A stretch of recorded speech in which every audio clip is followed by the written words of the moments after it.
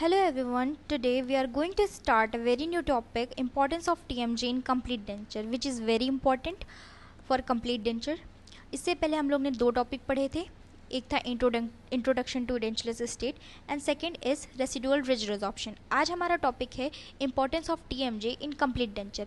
अब TMJ क्या होता है? Temporomandibular joint. तो हम इसके बारे में पूरा अच्छे से पढ़ेंगे कि टेम्पोरोमैंडिबुलर जॉइंट क्या होता है, इसका कंप्लीट डेंचर में क्या रोल है, बहुत अच्छे से पढ़ेंगे हमने इसे. तो हम चलिए आज देखते हैं कि TMJ क्या होता है. Temporomandibular joint is a complex synovial joint in which mandible articulate bilaterally to the cranium. अब हम देख सकते हैं, ये हमारा डायग्राम हम लोग देख रहे हैं. इसमें देखिए, ये हमारा ऊपर का क्या है, क्रेनियम से ये हमारी टेम्पोरल बोन है, ये हमारा मैंडिबुलर फोसा है, इससे हमारा कॉन्डाइल अटैच है. और ये कैसा एक जॉइंट है? ये एक टाइप का कॉम्प्लेक्स साइनोवियल जॉइंट है, जिसमें क्या कर रहा है, मैंडिबल आर्टिकुलेट करता है. ये जो मैंडिबल है वो आर्टिकुलेट कर रहा है हमारा दोनों साइड से. ये हम वन साइडेड डायग्राम देख रहे हैं, ये दोनों साइड से हमारा आर्टिकुलेट करता है टू द क्रेनियम. इसको हम लोग क्या बोलते हैं? गिंगलाइमो अर्थ्रॉइडल जॉइंट. इसका नाम गिंगलाइमो अर्थ्रॉइडल जॉइंट क्यों है? क्योंकि इसमें दो टाइप के जॉइंट्स हैं. क्या क्या? Hinge joint and gliding. इसमें दो टाइप के मोशन होते हैं, एक हिंज मोशन होता है, एक ग्लाइडिंग मोशन होता है. अब हम समझते हैं हिंज मोशन क्या होता है. हिंज मोशन जैसे डोर ओपन क्लोज होता है, वो एक टाइप का हिंज मूवमेंट होता है. ग्लाइडिंग हम नाम से ही समझ पा रहे हैं, जो स्लिप करे जैसे, तो उसे हम बोलते हैं gliding. TMJ is formed by the mandibular condyle fitting into the mandibular fossa of the temporal bone. अब ये रीजन जो हमारा है, ये टेम्पोरल रीजन है. तो ये टेम्पोरल बोन का मैंडिबुलर फोसा है, जिसमें हमारा कॉन्डाइल अटैच होता है जा करके. अभी इस डायग्राम को हम लोग पूरा मैग्नीफाई तरीके से इस डायग्राम में पढ़ेंगे. तो पहले हम जान लेते हैं कि TMJ क्या बोल रहा है. TMJ is form by the mandibular condyle fitting into the mandibular fossa of the temporal bone. अब हम इस डायग्राम में देखते हैं, ये हमारा क्या है, ये टेम्पोरल बोन है इतना, ठीक. ये उसका फोसा है, ये है हमारा मैंडिबुलर फोसा. अब मैंडिबुलर फोसा में ये हमारा कॉन्डाइल जाके अटैच होता है. अब इसका पूरा डायग्राम हम समझें तो इसमें क्या क्या होता है. देखिए, सबसे पहले हमारा मैंडिबुलर फोसा, ये हमारा पूरा क्या हुआ, मैंडिबुलर फोसा हुआ. ये रीजन जो हमारा एमिनेंस है, उभरा हुआ पोर्शन है, इसको हम लोग बोलते हैं आर्टिकुलर एमिनेंस. ये जो इसके अंदर है, इसको बोलते हैं हम लोग आर्टिकुलर डिस्क. ये जो कॉन्डाइल है, इसमें एक कैप्सूल लगी होती है, इसकी प्रोटेक्टिव कैप्सूल होती है. ये कॉन्डाइल की ये कैप्सूल है. अंदर मसल होती है, कौन सी? लेटरल टेरागोइड. ये अपर लमाइना एंड लोअर लमाइना. अब ये जो हमारा आर्टिकुलर डिस्क है, ये इसको दो पार्ट में डिवाइड करता है, अपर एंड लोअर. जो आर्टिकुलर डिस्क और मैंडिबुलर फोसा के बीच में जो जगह होगी, और जो आर्टिकुलर डिस्क और कॉन्डाइल के बीच में जो जगह होगी, वहाँ पे साइनोवियल फ्लूइड भरा होगा. इसीलिए हम लोग इसको बोलते हैं साइनोवियल. कौन सा जॉइंट है? कॉम्प्लेक्स साइनोवियल जॉइंट है. अभी हमने ये डायग्राम देखा, अब हम इससे ये समझते हैं, जो हिंज मूवमेंट है occur between the condyle and the articular disc. अब ये जो हिंज मूवमेंट हमारा हो रहा है, हिंज मतलब क्या था, जैसे दरवाज़ा बंद और खुलता है ना, ये हमारा किसके किसके बीच में हो रहा है, आर्टिकुलर डिस्क और कॉन्डाइल के बीच में हो रहा है. ये है हमारी कॉन्डाइल और ये अंदर वाली है हमारी आर्टिकुलर डिस्क. इन दोनों के बीच में जो हो रहा है वो हमारा हिंज मूवमेंट हो रहा है. अब हम देखेंगे ग्लाइडिंग मूवमेंट किसके बीच में हो रहा है. ये डिस्क और आर्टिकुलर एमिनेंस के बीच में हो रहा है. अब ये जो उभरा हुआ पोर्शन है, ये हमारा क्या था, आर्टिकुलर एमिनेंस. ये अंदर वाला डिस्क क्या है, डिस्क, ठीक, आर्टिकुलर डिस्क. तो जब ये नीचे आएगा, देखिए, जब ये डिस्क नीचे की ओर आएगा और इसके थ्रू जाएगा, आर्टिकुलर एमिनेंस के थ्रू, तो ये कौन सा मूवमेंट कराएगा, ग्लाइडिंग मूवमेंट. अब हम इसको एक वीडियो में देखते हैं. देखिए, जैसे ही माउथ ओपन हो रहा है तो वापस ये मैंडिबुलर फोसा में घुस जा रहा है कॉन्डाइल. और ये जो उभरा हुआ पोर्शन है, जो हमने अभी अभी डायग्राम में देखा, ये वाला पोर्शन जो वीडियो में भी देख सकते हैं, जो उभरा हुआ पोर्शन है, इसके फिसलते हुए जो डिस्क आ रही है, आर्टिकुलर एमिनेंस और जो डिस्क के बीच में मूवमेंट हो रहा है, वो ग्लाइडिंग मूवमेंट हो रहा है. और जो कॉन्डाइल और डिस्क के बीच में हो रहा है, वो हिंज मूवमेंट हो रहा है. चलिए अब आगे चलते हैं।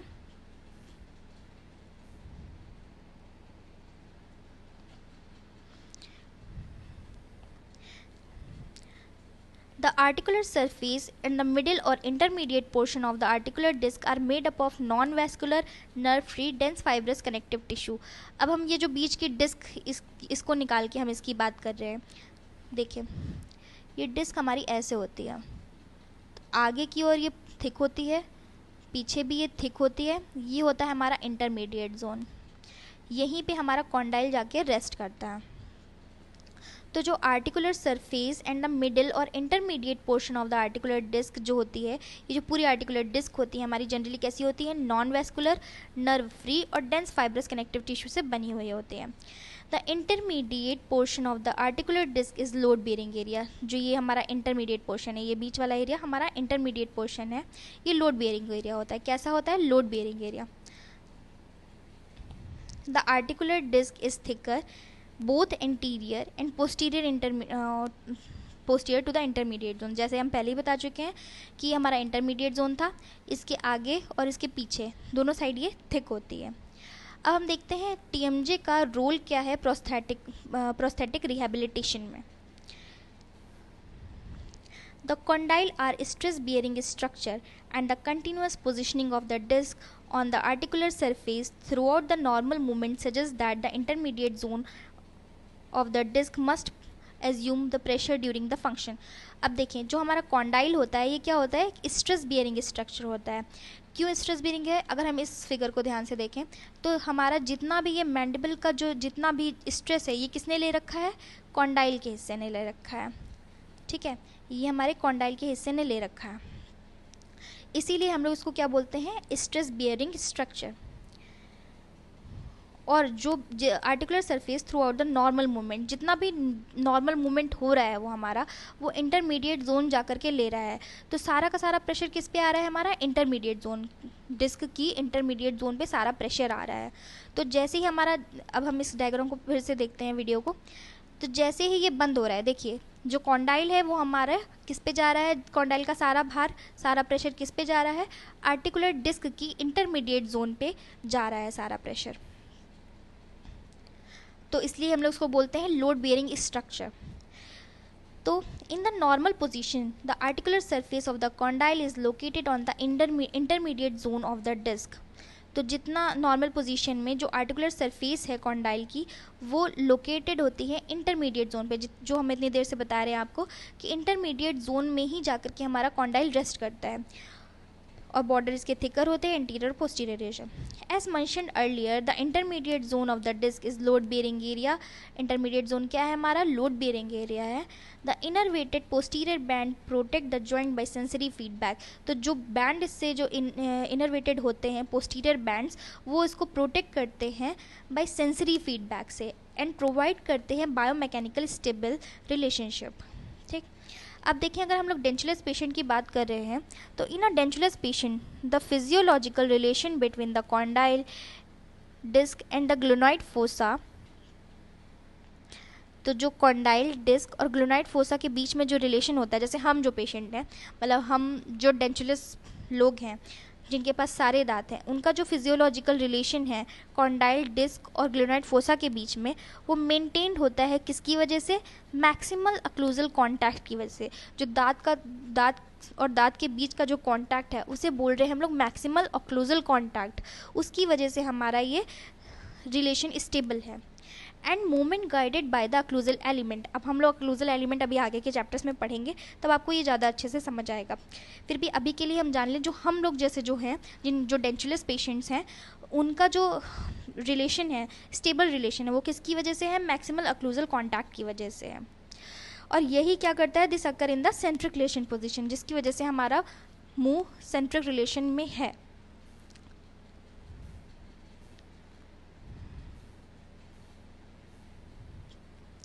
सेंट्रिक रिलेशन क्या होता है, अब हम इसको समझेंगे। ठीक, centric relation is the most superior position of the mandibular condyle in the intermediate zone of the disc in contact with the articular surface of the condyle and the articular eminence.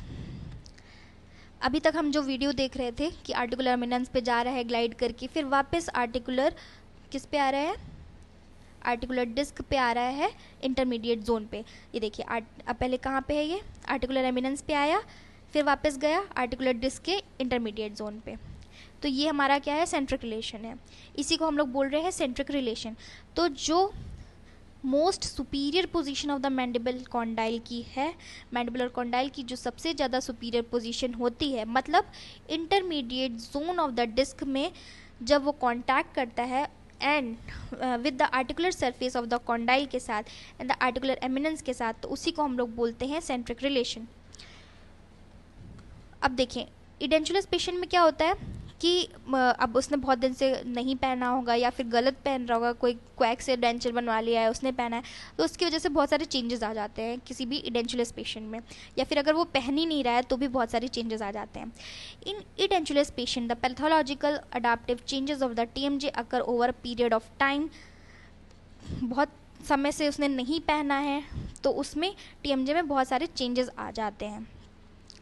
Centric relation position coincide with the reproducible posterior hinge position of the mandible and should be recorded with the accuracy in the edentulous patient। अब क्या हुआ है, जो centric relation की position थी वो coincide करने लगी है reproducible posterior hinge position से। मतलब जो hinge position थी, posterior hinge position थी, वो centric relation से coincide करने लग जाती है। तो इसमें हमें बहुत एक्यूरेसी के साथ रिकॉर्ड करना पड़ता है एडेंचुलस पेशेंट में, क्योंकि उसने बहुत दिन से नहीं पहन रखा है तो उसके मुंह में अडेप्टिव चेंजेस आ चुके हैं। तो अब देखिए centric relation is considered as an essential relationship in any prosthodontic relationship rehabilitation. तो सेंट्रिक रिलेशन बहुत ही इंपॉर्टेंट पॉइंट है। अगर हमें किसी पेशेंट को कंप्लीट डेंचर देना है और हमें पता है कि वो बहुत दिन से नहीं पहन रहा है, तो हमें उसका सेंट्रिक रिलेशन जानना बहुत ज़्यादा ज़रूरी है, तभी हम उसको एक अच्छा कंप्लीट डेंचर प्रोवाइड कर पाएंगे। The occlusion of the complete denture patient should be harmonized with the primitive unconditioned reflex of the patient swallowing। तो हमें इस बात को ध्यान रखना होगा कि पेशेंट जो रिफ्लेक्स ऑफ swallowing है, जहाँ पे वो सलाइवा को घूट करके ले जा रहा है, जो सबसे most superior position of the mandible होगी, हमें वही रिकॉर्ड करनी होगी।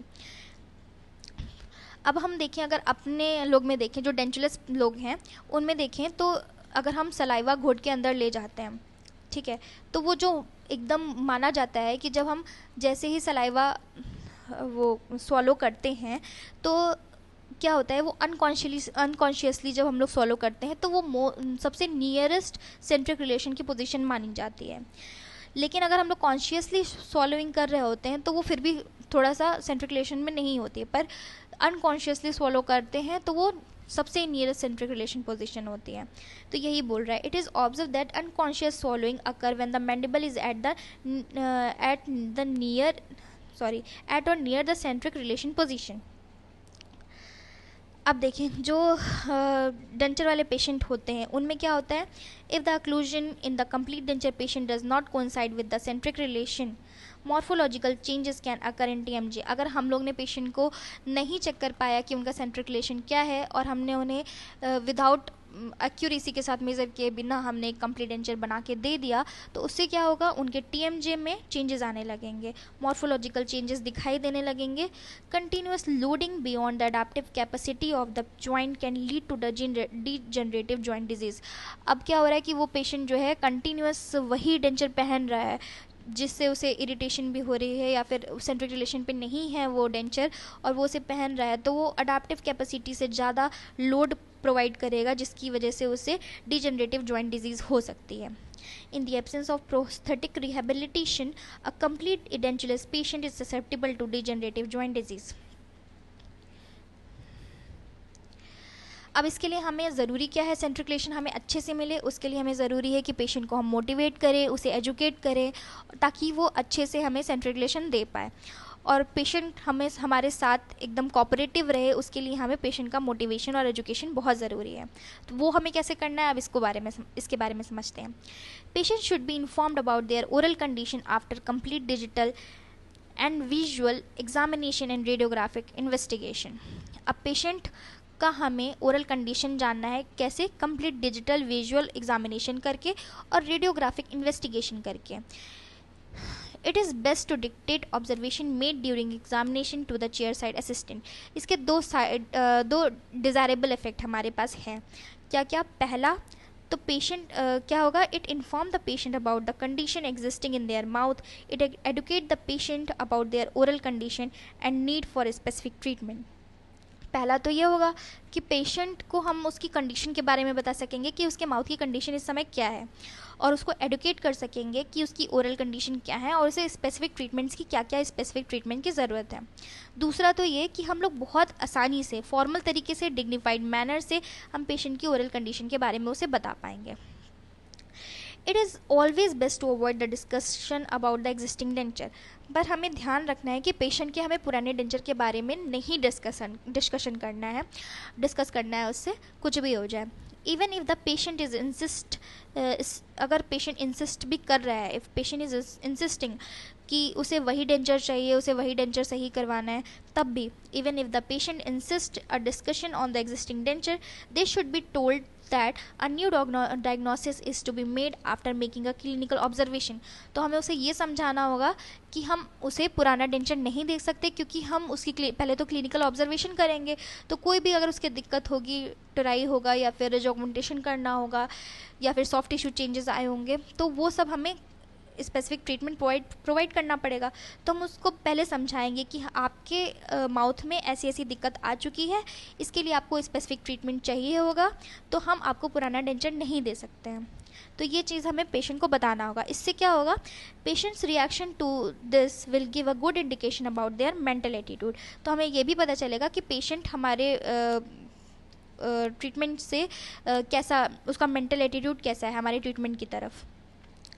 ठीक है। Patient should be clearly informed about the purpose treatment in detail in the language which they understand, so as to avoid the misunderstanding. Patient को उसकी language में हम बताएंगे कि डिटेल ट्रीटमेंट के बारे में बताएंगे कि क्या क्या प्रोसीजर हम करेंगे, कितना टाइम लगेगा, सब अभी हम पॉइंट्स में डिस्कस करेंगे कि हमें पेशेंट से क्या क्या बात करनी है, क्या क्या उसे बताना है। Patient are educated about the procedure necessary to do mouth preparation before impression making. Patient की सारी हमें इम्प्रेशन बनाने से पहले हमें उसकी सारी माउथ प्रिपरेशन करनी पड़ेगी for specific treatment. Like soft tissue injury है तो उसको सही करना होगा, कुछ टोराई वगैरह है तो उसे हटाना होगा, रिज ऑगमेंटेशन करना है तो वो करना होगा, उसके बाद ही हम इम्प्रेशन मेकिंग की प्रोसीजर शुरू करेंगे। अब हमें पेशेंट से क्या क्या बात करनी है। The number of appointment expected and the time required to handle the case in the best way should be considered. कि कितनी अपॉइंटमेंट लगने वाली है, कितना टाइम लगने वाला है, इस बारे में पेशेंट से बात करनी है। Construction procedure such as the impression material, jaw relation, record, teeth, denture based material should be dictated to the assistant in the presence of the patient. क्या क्या मटेरियल हम लोग यूज़ करने वाले हैं, रिलेशन रिकॉर्ड कब करेंगे, टीथ कैसे लेंगे, डेंचर बेस्ड मटेरियल कैसा यूज़ होना है, ये सब जब हम मंगा रहे होंगे या अपने असिस्टेंट को बता रहे होंगे तो ये सब पेशेंट के सामने करना है। Any procedure requiring extra time should be specified during the treatment planning itself. कोई भी एक्स्ट्रा टाइम हमें किसी स्पेसिफाइड ट्रीटमेंट प्लानिंग के लिए हमें एक्स्ट्रा टाइम चाहिए तो वो भी हमें पेशेंट को बताना होगा कि हमें किसी पर्टिकुलर प्लानिंग के लिए ज़्यादा टाइम चाहिए। लाइक जॉ रिलेशन के लिए कभी कभी ज़्यादा वक्त चाहिए होता है, तो हमें वो पेशेंट को बताना होगा कि किसी प्रोसीजर के लिए हमें ज़्यादा वक्त लगेगा।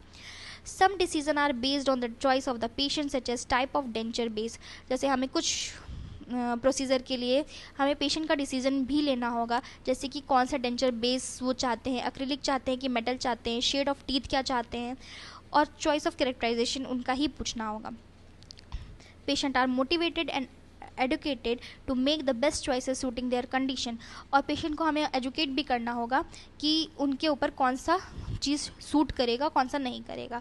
अ summary of the purpose treatment plan is explain to the patient and the possibilities and limitation of the treatment are underline. और पेशेंट को सारी चीज़ बतानी होगी, ट्रीटमेंट प्लान पूरा एक्सप्लेन करना होगा, पॉसिबिलिटीज़ एंड लिमिटेशन सब बताना होगा कि ट्रीटमेंट के अंदर हम लोग क्या क्या करेंगे। Patient are educated about the purpose treatment plan so that the patient do not have unrealistic expectation। हमें पेशेंट को एकदम सच्चाई बतानी होगी कि उसको स्टार्टिंग में थोड़ा सा अनकंफर्टेबल लग सकता है, आर्टिफिशियल इन्वायरमेंट प्रोवाइड कर रहे हैं हम लोग तो एकदम नेचुरल जैसा फील तो नहीं आएगा, उन्हें स्टार्टिंग में थोड़ा खाने में दिक्कत होगी, सारी चीज़ें हमें उन्हें बतानी होगी कि उन्हें अनरियलिस्टिक एक्सपेक्टेशन नहीं देनी होगी।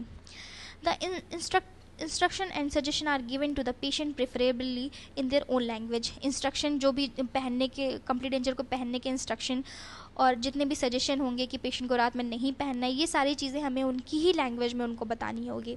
Patient should be informed about the estimated cost of the treatment and payment process. उनको ट्रीटमेंट का पूरा कॉस्ट बताना होगा और पेमेंट की प्रोसीजर भी बतानी होगी। Fees of the treatment should be based on the existing condition, time required to treat on the aesthetic demand and mental attitude of the patient. Uniform fee for all the patient is unjustified. अब हम complete denture के patient से, हर patient से अलग अलग ही fees ले सकते हैं, एक जैसी फ़ीस नहीं ले सकते। ऐसा क्यों? क्योंकि हम हर पेशेंट के लिए एक स्पेसिफिक ट्रीटमेंट प्लानिंग कर रहे हैं। ऐसा क्यों कर रहे हैं? क्योंकि कुछ पेशेंट हमारे पास अलग अलग तरीके के आते हैं, लाइक किसी में रिज ऑगमेंटेशन करना पड़ता है, किसी में स्पाइक्यूल्स होते हैं, किसी में सॉफ्ट टिश्यू का ट्रीटमेंट करना पड़ता है। तो हर ट्रीटमेंट, और कुछ पेशेंट ऐसे भी होते हैं जो मेटल का लेते हैं, एक्रिलिक का ना लेकर के, तो उसमें हर ट्रीटमेंट का कॉस्ट अलग अलग आएगा। तो obviously uniform fees is not justified. Patient are educated and motivated to maintain oral hygiene and to use oral hygiene aids. Patient को हम लोग मोटिवेट करेंगे कि वो ओरल हाइजीन मेंटेन रखें और ओरल हाइजीन एड्स यूज़ करें। They are advised and motivated to follow proper nutritional program. उन्हें एक न्यूट्रिशनल प्रोग्राम, हम लोग प्रॉपर न्यूट्रिशनल प्रोग्राम फॉलो करने के लिए मोटिवेट करेंगे और एडवाइस करेंगे। They should be educated on the importance of having balance diet, और उनको बैलेंस डाइट के लिए भी हम लोग मोटिवेट करेंगे। Instruction on maintaining oral hygiene should be given right from the first appointment. पहली अपॉइंटमेंट से ही हम उन्हें ओरल हाइजीन मेंटेन करने की सलाह देंगे। It is important to understand the value of the patient education and motivation in the success of the complete denture prosthetics. Complete denture prosthetic में हमें सबसे ज़्यादा इंपॉर्टेंट अगर देखा जाए तो पेशेंट एडुकेशन और मोटिवेशन ही है, क्योंकि अगर हमें पेशेंट कोऑपरेट करेगा, जो रिलेशन अच्छे रिकॉर्ड होंगे, सेंट्रिक रिलेशन अच्छे से रिकॉर्ड होगा, जिससे पेशेंट को हम लोग अच्छा कंप्लीट डेंचर दे पाएंगे। अब देखते हैं मॉर्फोलॉजिकल चेंजेस क्या क्या आते हैं एडेंचुलस स्टेट में। हम लोग देखते हैं जैसे कि loss of teeth are adversely affect the normal appearance of the patient at the large extent. अब हम लोग अपने ही घर में देख सकते हैं, हम लोग खुद का चेहरा देखें और हमारे पास दादी बाबा हैं जिनके पास टीथ नहीं प्रेजेंट हैं अगर, तो हम उनको भी देख सकते हैं। तो उनके मॉर्फोलॉजिकल अपीयरेंस में, उनकी यंग फोटोज़ भी देख सकते हैं, उनके मॉर्फोलॉजिकल अपीयरेंस में ज़मीन आसमान का अंतर आया है। ऐसा क्यों हुआ है ये भी हम जानते हैं। It is important to understand the morphological changes occurring in the edentulous patient and identify the means to rectify them during the treatment. अब हम लोग देखते हैं क्या क्या चेंजेस आते हैं जनरली। ये हम देख रहे हैं, ये एक एज्ड पीपल की, एज्ड पर्सन की फ़ोटो है, ये हमारा एडेंचुलस पेशेंट की फ़ोटो है, ठीक है। ये एडेंचुलस पेशेंट है और ये नॉन एडेंचुलस पेशेंट है, ठीक। तो हम देखते हैं लॉस ऑफ लेबियोडेंटल एंगल हो जाता है। लेबियोडेंटल क्या एंगल होता है? लिप्स और दांत के बीच का एंगल को हम लोग बोलते हैं लेबियोडेंटल एंगल। इससे क्या होता है, जब दांत प्रेजेंट होते हैं तो लिप फुलनेस रहती है। लिप फुलनेस रहती है तो देखिए ये हमारा लिप फुलनेस नहीं है, ठीक, यहाँ पे हमारी लिप फुलनेस है। तो हमें क्या ध्यान रखना है कि कंप्लीट डेंचर बनाएंगे अगर, तो पेशेंट की लिप फुलनेस आ जानी चाहिए वापस। Deepening of the nasolabial groove. Nasolabial groove क्या होती है, इस डायग्राम में हम देख सकते हैं। नेजियोलेबियल ग्रूव हम लोग अपने भी देख सकते हैं। जो हम लोग जनरली जिसको स्माइल लाइन बोलते हैं अपनी, वो क्या होती है ओल्ड एज पीपल में, वो थोड़ी सी ड्रोनिंग होने लगती है, वो गहरी दिखाई देने लगती है, डार्क कलर की दिखाई देने लगती है, रिंकल्स दिखाई देने लगते हैं। तो हमें ये भी ध्यान रखना है जब हम कंप्लीट डेंचर दे रहे हैं तो वो ड्रोनिंग कम हो जाए, पेशेंट की चिक की फुलनेस हो जाए, तो ताकि वो ड्रोनिंग कम हो जाए। Decrease in the horizontal labial angle. हम देख सकते हैं यहाँ पे लेबियल एंगल जो है डिक्रीज हो जाता है। Narrowing of the lips. Lips का नैरोपन देखिए, नैरोनेस हो गई है यहाँ पे।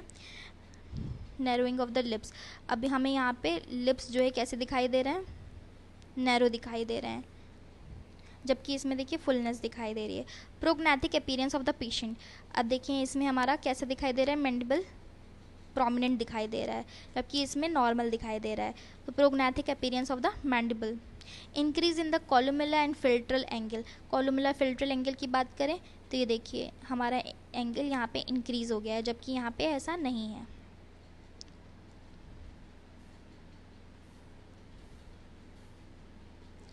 अब हम देखते हैं सॉफ्ट टिश्यू चेंजेस की बात, ठीक है। ये हो गया हमारा मॉर्फोलॉजिकल चेंजेस एडेंचरस स्टेट के साथ।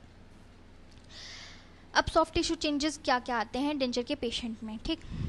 तो देखिए, it is common to observe change under the complete denture in both hard and soft tissue. These begin as soon as the denture are inserted in the patient mouth.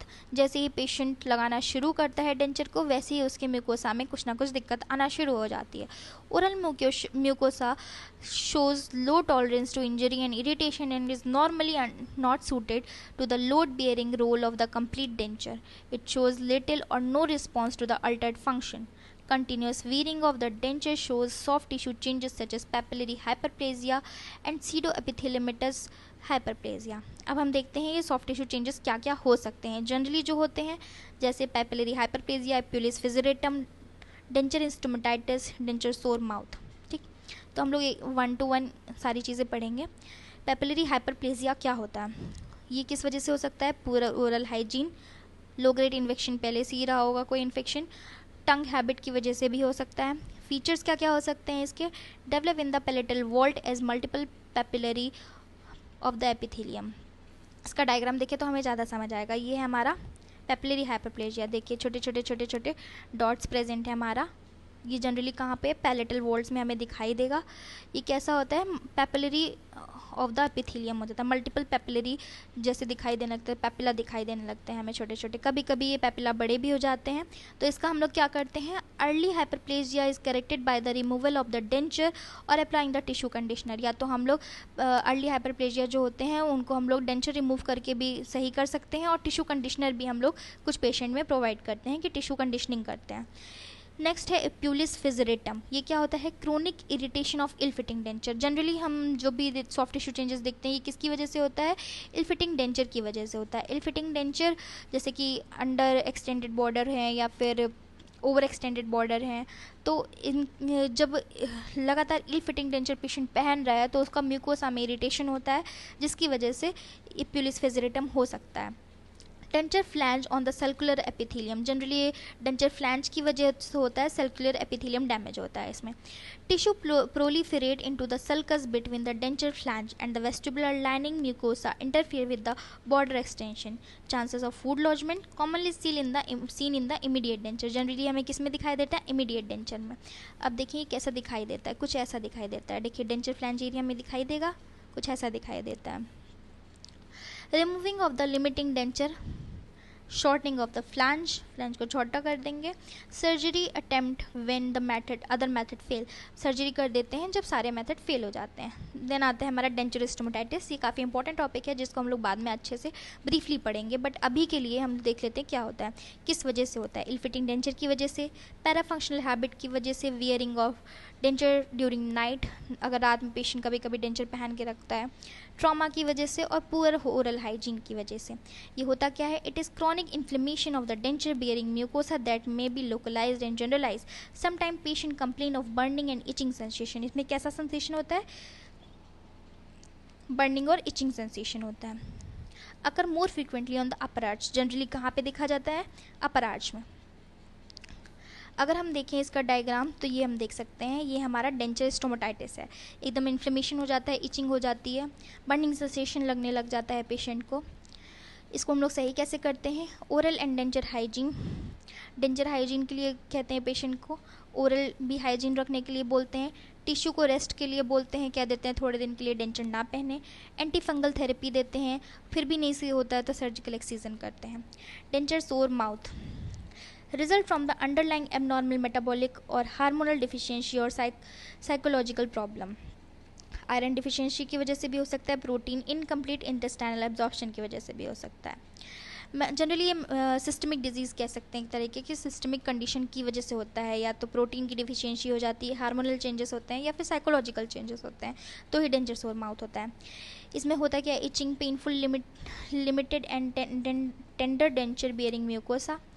और क्या होता है इसमें? हम लोग जनरली कहते हैं पेशेंट को मेडिकल कंसल्टेशन ले, हाई प्रोटीन डाइट ले, लोकल इरिटेंट को अवॉइड करे। कुछ ऐसा दिखाई देता है ये हमारा लोकली इन्फ्लेमेशन होता है, तो इसको बोलते हैं। और कभी कभी ये जनरलाइज भी हो सकता है, पूरे डेंचर के जगह पे हो सकता है, तो इसको बोलते हैं जनरलाइज्ड, ठीक है, और कुछ लोकल जगह पे हो रहा है तो ये लोकलाइज्ड है।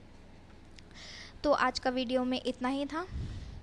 Thank you so much. अगर आप लोग को ये वीडियो अच्छा लगा हो, please subscribe and share with your friends. Thanks a lot. So अगर आपको ये वीडियो अच्छा लगा हो and if you want these notes, so please DM me on Instagram. I will provide link on the description.